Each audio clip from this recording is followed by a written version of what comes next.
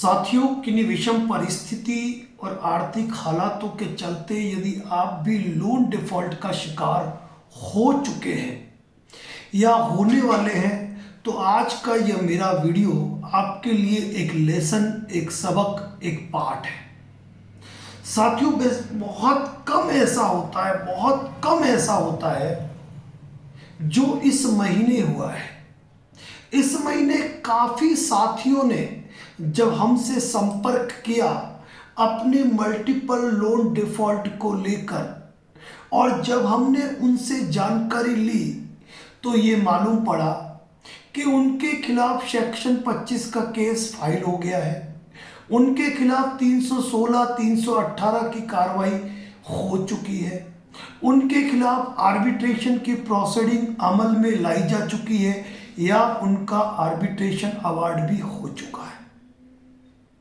और जब हमने उनसे पूछा कि यदि किन्हीं विषम परिस्थिति और आर्थिक हालातों के चलते जब आपका लोन डिफॉल्ट हुआ तो आपके मल्टीपल लोन डिफॉल्ट थे, तो क्या आपने किसी लीगल एक्सपर्ट की राय नहीं ली? ऐसी स्थिति में कुछ साथियों ने ये कहा कि सर, हमने सोचा ही नहीं था कि कंपनियां हम पर केस कर देगी।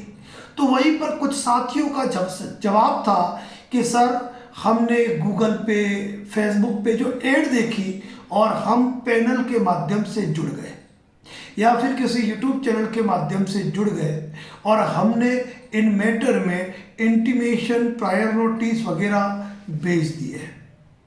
तब मैंने कई साथियों से कहा कि आपने क्या भेजा है, एक बार मुझे देखिए, मैं चेक करना चाहता हूँ, देखना चाहता हूँ।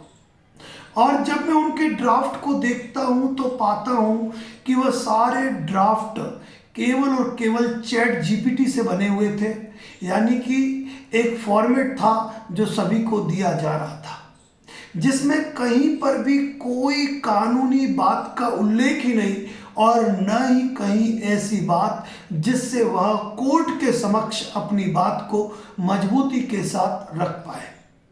साथियों, किन्हीं विषम परिस्थिति और आर्थिक हालातों के चलते यदि आपका लोन डिफॉल्ट होता है ना, तो आपको पहले ही अवेयर होना है और आपको ऐसे प्लेटफॉर्म को चुनना है जो आपकी अंत तक मदद कर पाए।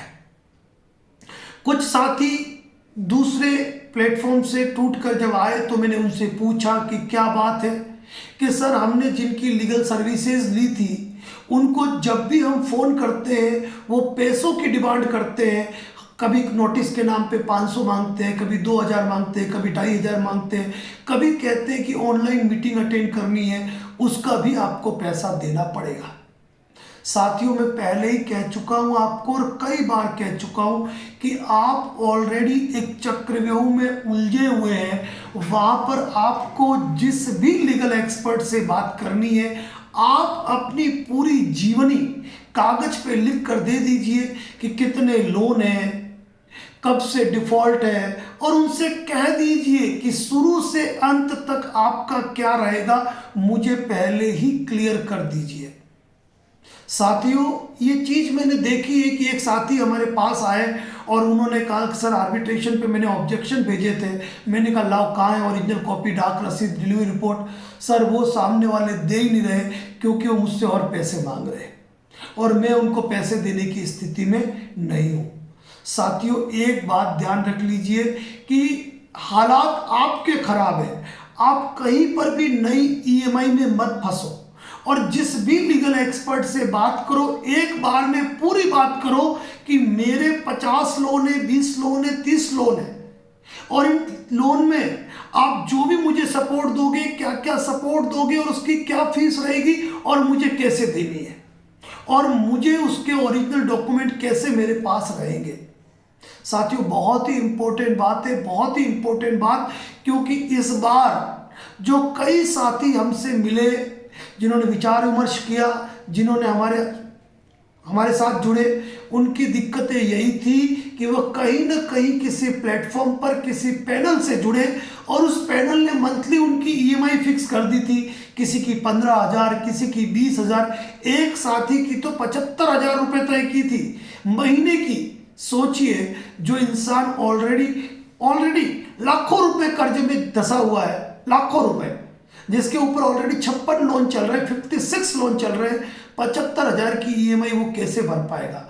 और उस ईएमआई में भी ये है कि हम कुछ ना कुछ फंडिंग कंपनी को करते रहेंगे, ये कौन सा सॉल्यूशन है। और उसके बाद जब व्यक्ति उनसे टूटता है, उनको बाकी का पैसा नहीं देता है, तो उनको ये कहा जाता है कि तुमने हमारे साथ एग्रीमेंट किया है और यदि तुम ये एग्रीमेंट ब्रेक करोगे तो हम आपके खिलाफ लीगल कार्रवाई करेंगे।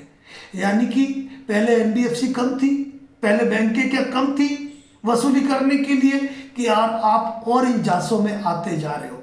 साथियों ध्यान रखिए, लोन के सेटलमेंट में, क्योंकि ये सारी की सारी जो कंपनियां होगी या फिर जो लोन सेटलमेंट की बातें करते हैं एजेंसी, तो मैं खुला कह दूं कि दुनिया में आपका लोन सेटलमेंट कोई भी नहीं करा सकता है।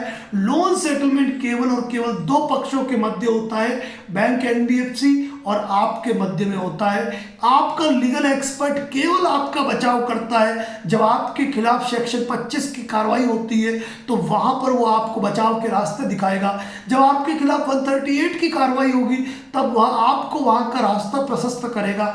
जब आपके खिलाफ आर्बिट्रेशन की एक पक्षीय कार्रवाई होगी तो वह लगातार किस तरीके से आर्बिट्रेशन के जवाब देने वह देगा। जब आपको रिकवरी एजेंट परेशान करते हैं तो किस तरह रिकवरी एजेंट से अपना बचाव करे वो बताएगा। कौन से नोटिस का जवाब देना है, क्या देना है और किस तरीके से भेजना है और किस नोटिस का जवाब नहीं देना है, ये आपको गाइड किया जाता है एक लीगल एक्सपर्ट द्वारा। और ये सारी चीजें जब एक लीगल एक्सपर्ट आपको गाइड करता है ना, तो यकीन मान के चलना, कंपनियों के जितने भी मुकदमे आपके खिलाफ होते हैं, क्योंकि लगभग तो फर्जी मुकदमे करते हैं, उसमें कंपनियों को कुछ भी हासिल नहीं होता है। और एक पक्षीय अवार्ड अगर पास भी कर देते हैं और लगातार आपने ऑब्जेक्शन दिए तो आप पर कोई भी फर्क नहीं पड़ता है और कंपनी को घुटने टेक कर लोन सेटलमेंट की ओर आगे बढ़ना पड़ता है। तो लोन सेटलमेंट, हम खुद कहते हैं 9,000 लोन सेटलमेंट का एक्सपीरियंस है हमारा। अगर विश्वास ना हो तो कभी advocate Narendra Joshi YouTube channel या फेसबुक के सब्सक्रिप्शन में जाके देखना, मेंबरशिप में जाके देखना कि आपको ढेरों लोन सेटलमेंट मिलेंगे। यहां तक कि 4.5% से लेकर शुरू होंगे और सीसीओडी तक के लोन के 30 से 35% में सेटलमेंट मिलेंगे। मैक्सिमम सेटलमेंट 15 से 22% के बीच में मिलेंगे।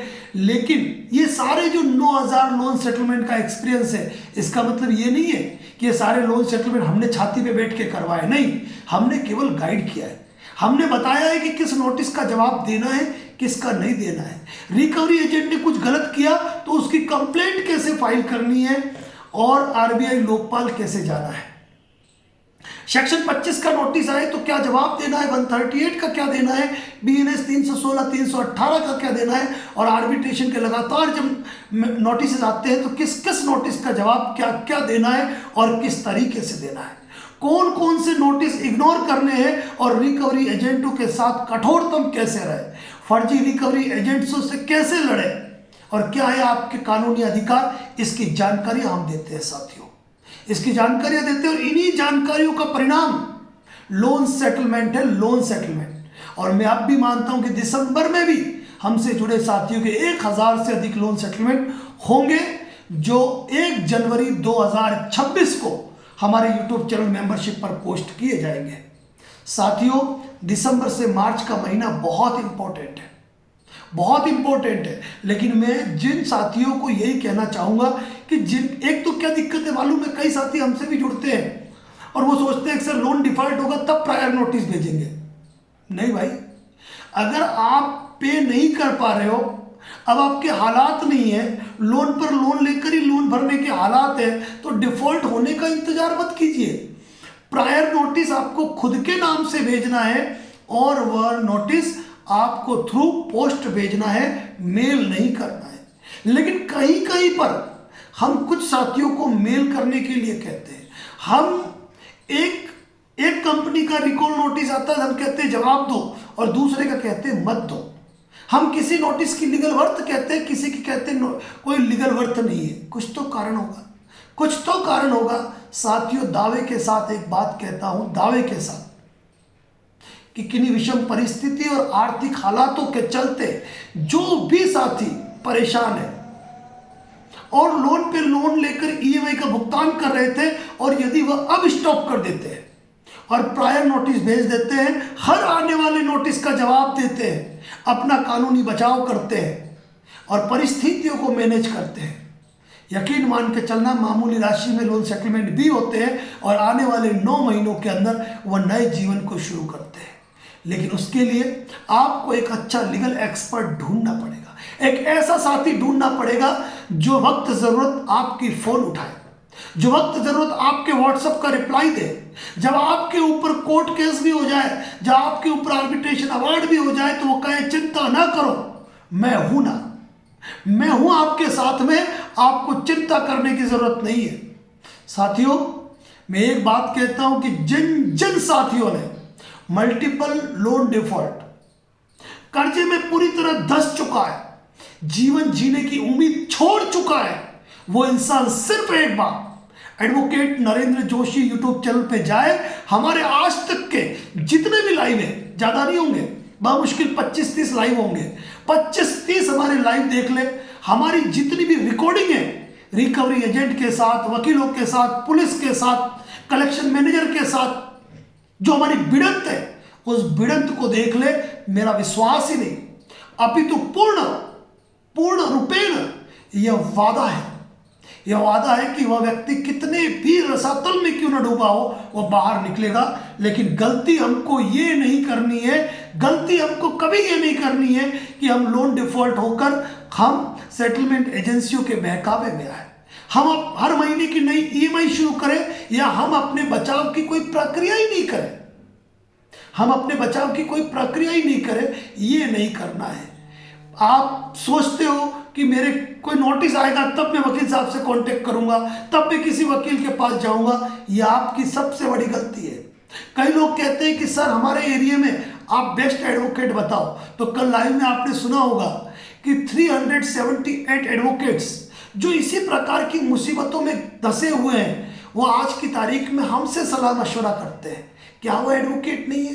क्या उन्हें कानून की जानकारी नहीं है? सब कुछ है, लेकिन वह जानते हैं कि जिस मामले का जो लीगल एक्सपर्ट होता है ना, जिसका जो स्पेशलिस्ट होता है, उसी से उस मर्ज का इलाज कराना बेहतर होता है। तो साथियों, आज के वीडियो का संदेश सिर्फ ये है कि किन्हीं विषम परिस्थिति और आर्थिक हालातों के चलते यदि आपका लोन डिफॉल्ट होने वाला है या हो चुका है, तो इमीडिएटली प्रायर नोटिस खुद के नाम से भेजिए। सेक्शन 25, 138, 316, 318 आर्बिट्रेशन के जितने भी नोटिस आते हैं उनका जवाब दीजिए। Recovery agent notice, WhatsApp intimation letter का इस्तेमाल करना सीखिए, अपने अकाउंट की इंफॉर्मेशन लेना सीखिए, इलीगल फंडिंग की कंप्लेंट करना सीखिए और रिकवरी एजेंट की कंप्लेंट करना सीखिए। साथियों, एक बात ध्यान रखना, सिर्फ 9 महीने की तकलीफ है, जिंदगी भर इन तनावों से निकल जाओगे। अपने बारे में गलत मत सोचो, अपने परिवार का सोचो, और ये वक्त है कैसे गुजर जाएगा मालूम नहीं पड़ेगा। और जब हमारे शास्त्रों के अंदर 14 साल का वनवास भगवान श्री राम ने भोगा, अज्ञातवास पांडवों को झेलना पड़ा, राजा जनक ने अपनी पुत्री का विवाह संसार के सर्वश्रेष्ठ पुरुष मर्यादा पुरुषोत्तम श्री राम से इसीलिए करवाया था कि उसकी बेटी रानी बनकर सुखों का भोग करेगी। लेकिन उन्हीं भगवान राम को दूसरे दिन जब राजमुकुट मिलने वाला था तो उन्हें वनवास हाथ में आया।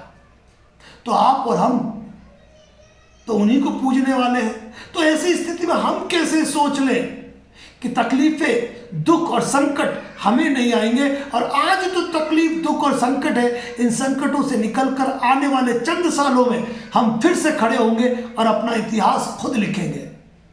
साथियों, कहानी उसी की लिखी जाती है जो संघर्ष करना जानता है, जो चलना जानता है, जो दौड़ना जानता है, जो भागना जानता है, वही गिरता है और वही उठेगा। इसलिए किन्हीं विषम परिस्थिति, आर्थिक हालातों से यदि लोन डिफॉल्ट के शिकार है ना, मैं नहीं कहूँगा हमसे जुड़े, मैं नहीं कहूँगा किसी से जुड़े, हम यही कहेंगे हमारे चैनल पे विजिट करो, हमारे ढेरों वीडियो देखो, लड़ने की हिम्मत खुद ब खुद आएगी। और सभी प्रकार के draft advocate Narendra Joshi YouTube channel membership पे मौजूद है, जहां अपनी लड़ाई खुद अच्छे तरीके से कैसे कर सकते हैं उसकी पूरी जानकारी दी हुई है। बाकी यदि किसी विषम परिस्थिति में आप हमसे बात करना चाहते हैं तो डिस्प्ले पे हमारे ऑफिस का नंबर है, वहाँ लीगल सपोर्ट लिख के व्हाट्सअप कर सकते हैं। Thank you so much. जय हिंद, जय भारत, जय मेवाड़।